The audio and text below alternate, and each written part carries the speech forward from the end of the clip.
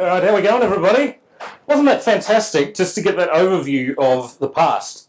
Because, Rick was so right. The past tells us a lot about the future, and Lily's presentation there, taking us through the past of networks, absolutely fascinating. That, too, is fascinating and scary. Tonight, I'm here to talk about the future of work.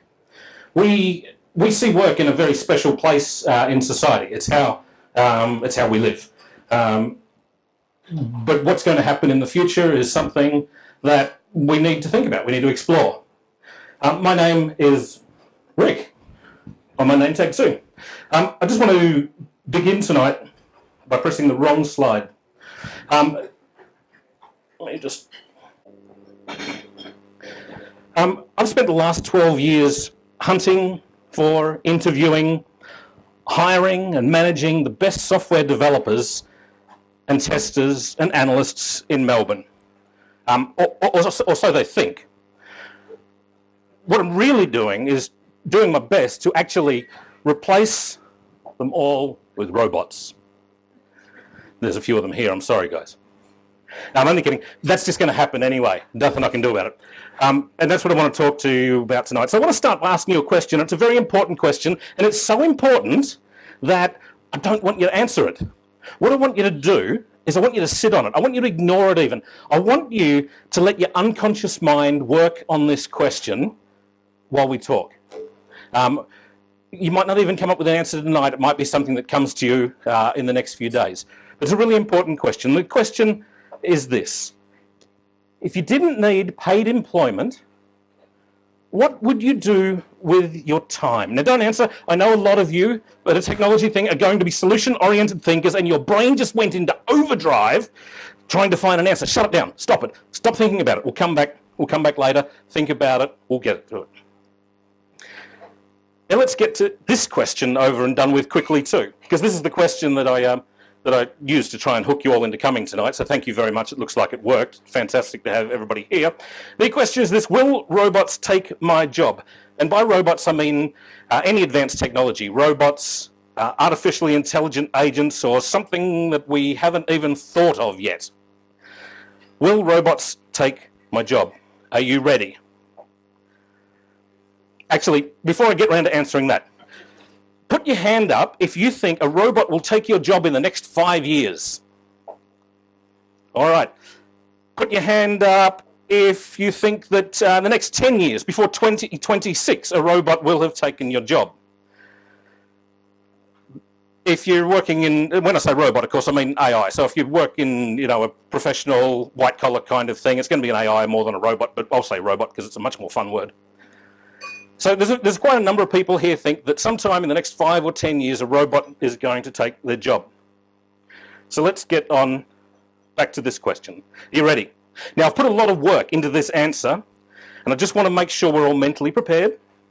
So breathe in for a second, in through the nose, exhale through the mouth. Are we ready? Here we go. Yes. Now, if you came today to find out the answer to that question, thank you so much for your time. It's been an absolute pleasure being here tonight. Good night. I hope your sleep isn't too restless. Now, if you came with some kind of vague hope of a different answer, please forgive me. I'm sorry. Ray Kurzweil is a futurist at Google, and back in 2001 he wrote an essay called The Law of Accelerating Returns. And he begins it by pointing out that as humans we see technology as being linear, technology change as being linear. But analysis clearly shows that it's actually exponential.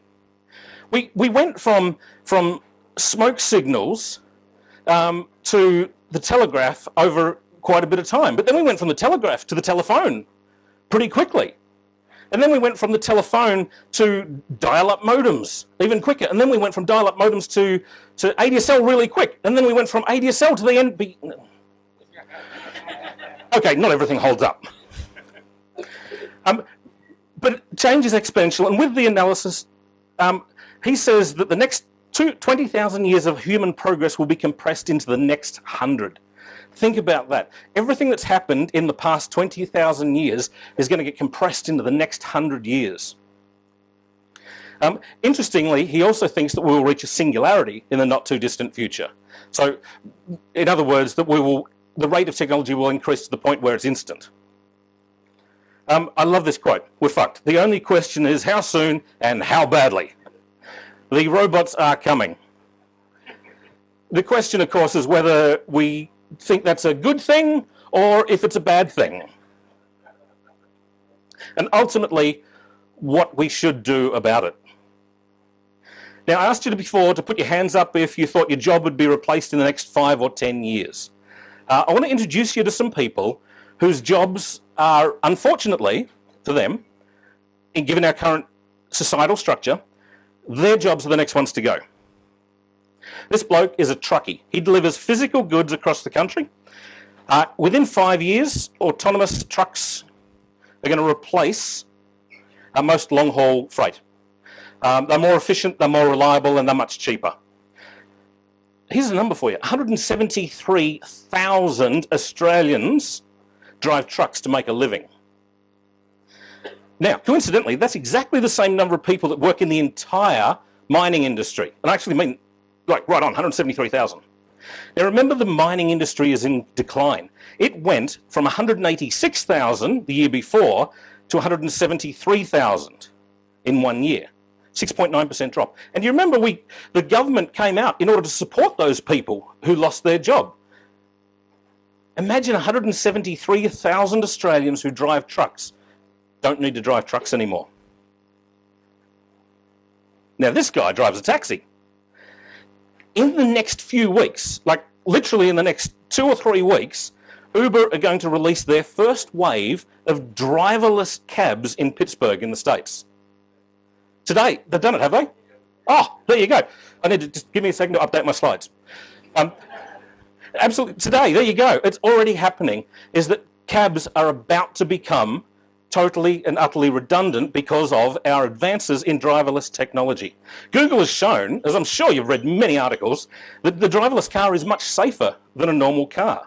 And I love Elon Musk, the CEO of Tesla, says that by the time lawmakers get around to actually debating these things, they're going to be debating whether or not we should be allowing manually driven cars on the road.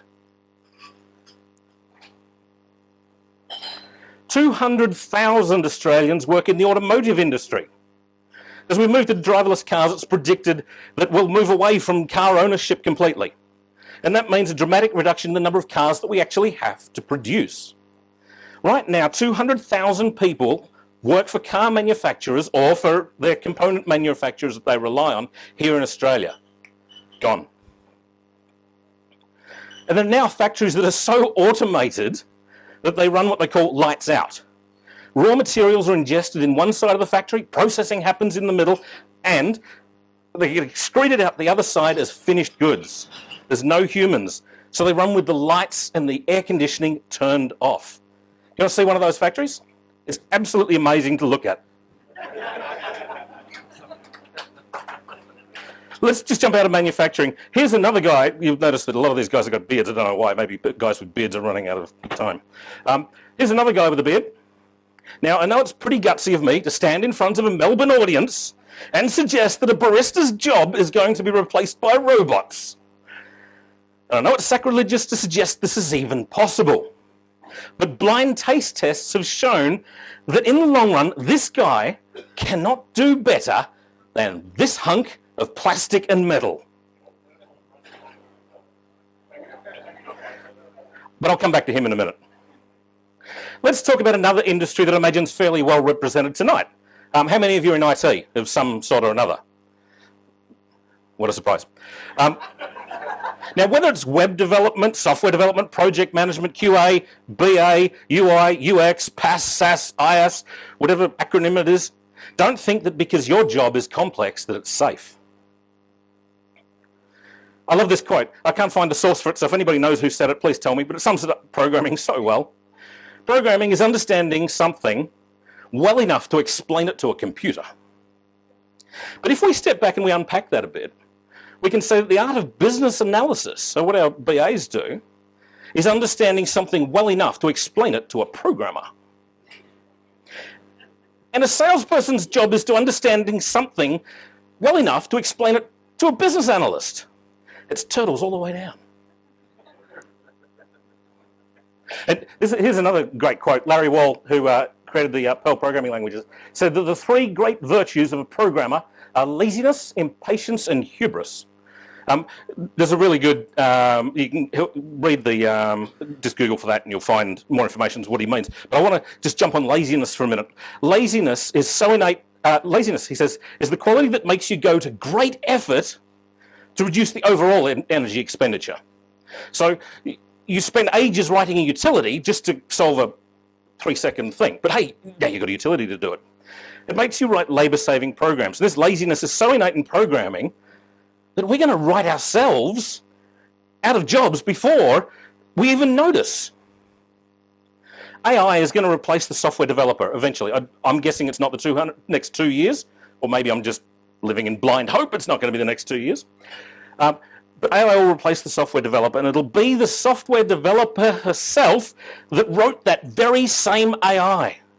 And suddenly we'll all be at stand-up one morning looking at each other with stunned, vacant looks on our face as the robot overlords show us the door.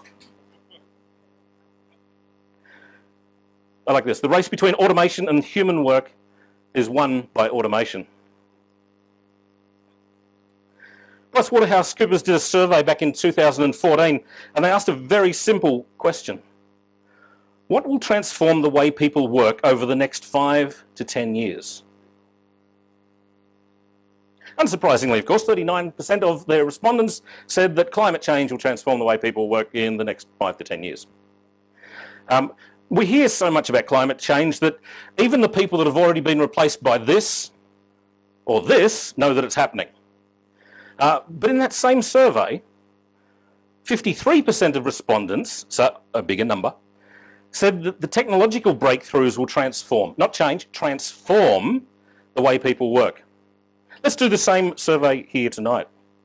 By show of hands, how many of you believe that technological breakthroughs will transform the way people in general will work over the next 5 to 10 years? Cool, excellent. If you don't have your hand, if the person next to you didn't have their hand down, just make sure they're awake. So we're clearly at a point where we can, all of us that are awake, can agree that technology will transform the way that people work. But I'm willing to bet that we don't agree on how it'll have that transformative change. I've been doing a lot of reading over many years, and I've discovered one thing that everyone does seem to strangely agree on, and that's that there's 3 options. The thing is, they're never the same 3 options, but everyone seems to think there's 3 options. Strange. Yeah.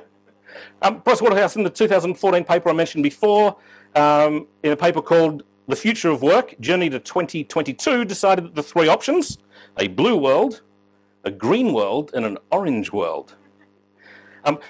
PwC's purpose in writing that paper doesn't line up with tonight, so I'm not even going to go and try and attempt to explain what they're talking about now, but I think the gist of it is that only PwC's customers are going to survive or something like that.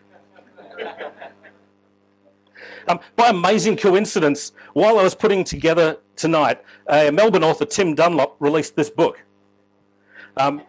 He too believes in 3 worlds. He calls them business as usual, back to the future, and post-work. I like that name, post-work. But of course, this is the guy with the 3-world theory that we're here to talk about tonight. The first option for transformative change that I want to talk about is the Hakuna Matata theory. It means no worries. I'm sure we could have a little sing-along here. Pew Research asked nearly 2,000 tech experts about the economic impact of robotic advances and artificial intelligence. Just over half of them responded with optimism.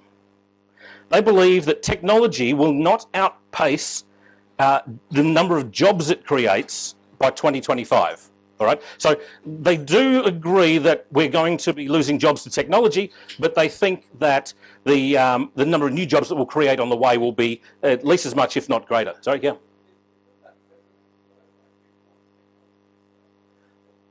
Everybody agrees that we're going to be replacing it, but the 53% here think that the number of jobs will increase at least as much as the technology takes them away. maybe. Let's go with this at the moment. Their argument is it's been doing that since the dawn of the Industrial Revolution, that every time we invent something, it creates more jobs, and so we'll be okay. And it's an interesting notion, but with the exponential growth that Kurzweil talked about in the paper that I mentioned before, we need a similarly rapid rate of change in the creation of these jobs and industries. So remember, the rate of change is increasing in technology. The rate of change in jobs and industries would also need to increase. Another option is that we could look to what's called the gig economy, where you're paid piecemeal for whatever service it is that you provide. We can look to democratising taxis and hotels and anything else with services like Uber and Airbnb. But the gig and sharing economies drive down wages over time. They don't come with sick pay, holiday entitlements or parental leave. Mortgage companies just don't like people with insecure work. Now, you can call me a pessimist or an optimist, depending on which way we're going to go, but I'm not going to buy it. A revolution in jobs just can't keep up with technology. John Hagel, one of the founders of the Sequoia Financial Group and Deloitte Centre for the Edge, explains why. Previous technology breakthroughs all had a dramatic impact on certain jobs, but not all jobs. What's different about this new wave of technology is its potential ability to replace virtually every job known to humanity. So the Hakuna Matata means no worries. Eventually Simba's got to stop hanging out with that warthog and meerkat and get back to reality. Now the second possibility is the Luddite approach. Now, we use the word Luddite fairly loosely these days, but historically, the Luddites were 19th century English textile workers who attempted to hold back the tide of technology by destroying the powered looms that were replacing the low-paid, low-skilled jobs. The Luddite approach to the 21st century requires bailing out failed industries, propping up companies that otherwise are destined to fail. The Luddites want laws that stop technology from coming on. Any of that sound familiar? We bail out a lot of things. Thanks. This is the small picture approach to technology. Ultimately, the weavers were replaced with powered looms, and then the powered looms are replaced by synthetic fabrics, and soon the synthetic fabrics get made in factories with no lights, no air conditioning, and no humans. Nobody can stop the relentless onslaught of technological breakthroughs. Sadly, in Luddite world, the gap between the rich and the poor grows ever wider. Every job will become first commoditized and then automated. And if we expend effort in attempting to stop technology, we'll end up with first world famines, when the owners of corporations will line their pockets with every cent they can eke out of the ever poorer population. Finally, the third option. This is the option that requires the greatest conscious effort on our part. But for that effort, we get the best reward. In this world, we've got to deliberately set up new ways of living. We shift our minds to think about living rather than working. And then we work out how we can share the common wealth in order to support living. This is a world in which we've done away with the theory that work is the only method that we can afford to live. So how do we do it? One option is being piloted in Finland. They're starting a program in November that meets the requirements of Dunlop's post-work society. And most of you will have heard of universal basic income. If you haven't, universal basic income, UBI, is a form of social security where everyone receives an unconditional sum of money. So it's not means tested, it doesn't matter what assets you've got, doesn't matter what pay packet if you happen to have a job, there's a universal income that goes to each person. Rather than paying the ever-increasing costs of administering social security services and welfare systems, the government provides everyone with a basic income. I'm not going to pretend that a universal basic income is the perfect answer. I'm not an economist. There are certainly some very good arguments against it. But the concept itself excites me. The thought that we're thinking beyond work, that we're thinking about how to live rather than how to work. Now, universal basic income is not a new idea. Thomas Paine called it the citizen's dividend. That's in the US back in 1795. Napoleon said that man is entitled by birthright to a share of the earth's produce sufficient to fill his needs of his existence. Martin Luther King Jr. saw a guaranteed income as a way to end poverty. US economist Milton Friedman advocated for a minimum guaranteed income by using a negative income tax. Now, I'm sure that universal basic income is not the only solution to the march of the robots. But can a country that is so obsessed with dole bludgers and welfare cheats ever implement something so revolutionary?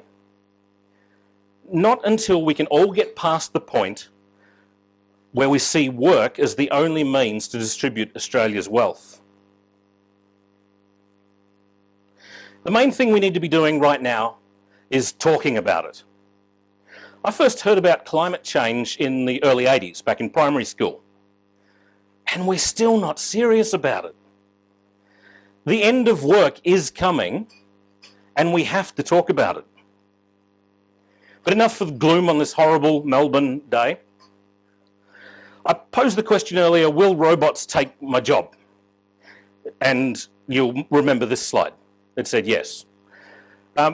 The answer is fairly clear-cut, but wait, that's not quite right. Oh, look at that. That's better. There are some, but not a lot of jobs that will be replaced by robots. And they are in what we call the pink-collar sector. So pink-collar workers perform jobs in the service industry. The value we get from the work they do is not about the tangible output, but about the actual delivery of that service. We can build robots that are capable of giving you a haircut, but it can't make you feel at ease. Or a robot that can apply lipstick, but it can't convince you to try a new colour.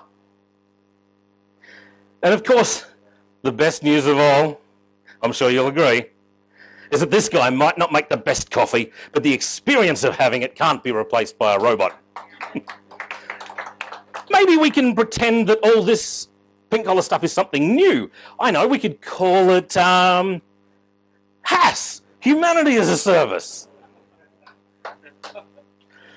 So in a world where robots have taken your blue-collar job and AI has replaced your white-collar job and we reach peak coffee and just can't hire any more baristas, we come back to the question that I left you with at the start. If you didn't need paid employment to live, survive and thrive, what would you do with your time? Now, because I wrote this, I've been thinking about this a lot.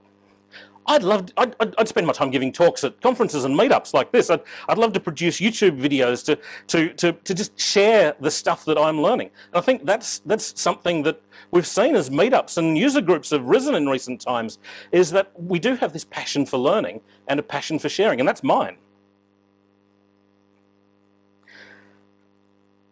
So what next? The biggest and the best thing we can do at the moment is to talk about it.